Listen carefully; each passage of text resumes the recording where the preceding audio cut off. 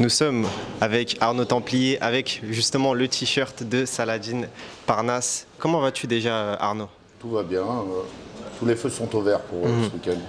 Donc là, on se retrouve du coup pour la conférence de presse du KSW de Saladin Parnasse. Comment as-tu préparé Saladin pour ce combat? Comme d'habitude, il n'y a vraiment rien qu'à changer. La préparation s'est bien passée. Il boxe à 70 kg, donc la perte de poids sera beaucoup moins compliquée qu'à 66. Et il a envie d'en découdre, il a hâte d'être samedi, donc c'est parfait. Donc il va affronter Mircea qui a énormément d'expérience. Qu'est-ce que tu as pu analyser de lui et notamment de son striking, parce qu'on sait que tu es le coach de pied-point de Saladin? Il a son point fort, c'est qu'il a un gros bras arrière, il frappe fort avec le bras arrière et il a un coup de genou sauté en ciseaux avec un changement de garde qui est très dangereux. C'est les deux coups sur lesquels il met tout le temps KO.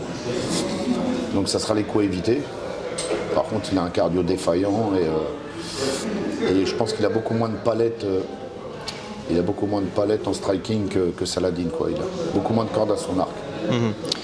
J'imagine que c'est pas toi qui t'occupes du contrat de Saladin, ça doit être Hatch, mais tu dois avoir à peu près peut-être des échos sur son avenir ou sur quoi, parce que là on sait qu'il... Son avenir, les négociations vont commencer samedi à minuit, parce que légalement, on n'a pas le droit d'être approché dans la logique des choses, par d'autres orgas tant que le contrat n'est pas fini.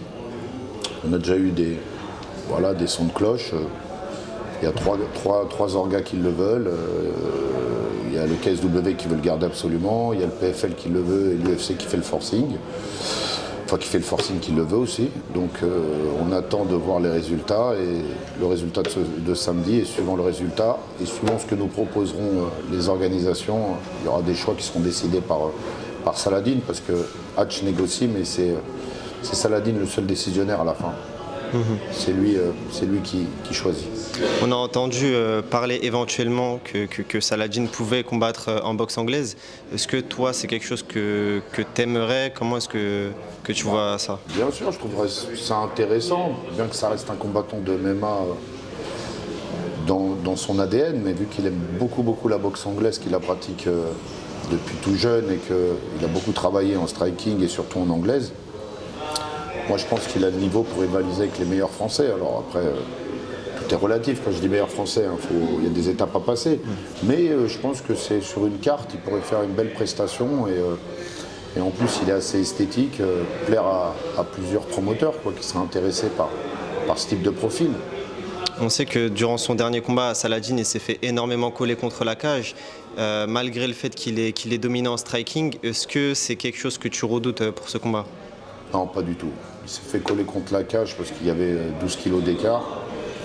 Mais non, Saladin en lutte, c'est très solide.